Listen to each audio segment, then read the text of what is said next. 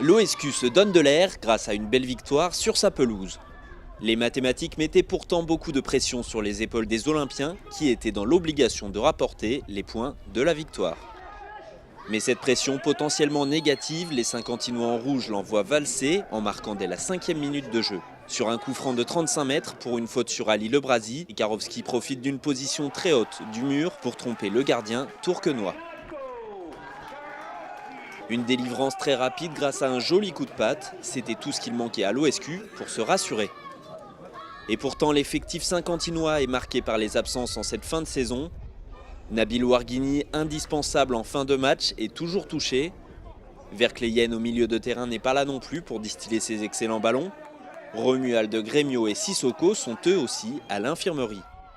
Autant dire que les velléités offensives des Saint-Quentinois sont forcément impactées par ces manques, et cela se voit sur la suite de la mi-temps.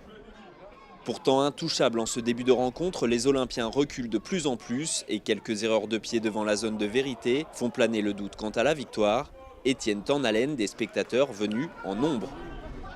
L'entraîneur de cette fin de saison, David Desbonnets, remplaçant de Jean-Louis Montero, demande à ses joueurs de rester dans la zone de jeu adverse, mais les récentes déconvenues des Saint-Quentinois après avoir pourtant mené ont raison de leur volonté offensive. Malgré tout cela, Fabien Frémaux, le portier saint-quentinois, restera invaincu durant les 90 minutes de la rencontre. Doublure de Grégory Chocnet, lui aussi blessé, il montre toute sa solidité sur ce match et permet à Saint-Quentin de continuer à y croire. 1-0 donc, score final et des Olympiens heureux car ils sont proches du dénouement de cette saison compliquée et marquée par les coups durs et le départ de leur attaquant vedette. Dernier match décisif contre Noisy-le-Sec samedi avec un nouvel objectif de victoire qui scellerait enfin le maintien de l'OSQ en CFA2. L'opposant est 7e de la division mais à seulement 3 points de l'OSQ, de quoi rappeler l'homogénéité incroyable de ce groupe D de CFA2 qui est un des plus relevés de France avec encore 5 équipes susceptibles d'être reléguées à l'issue de la dernière journée.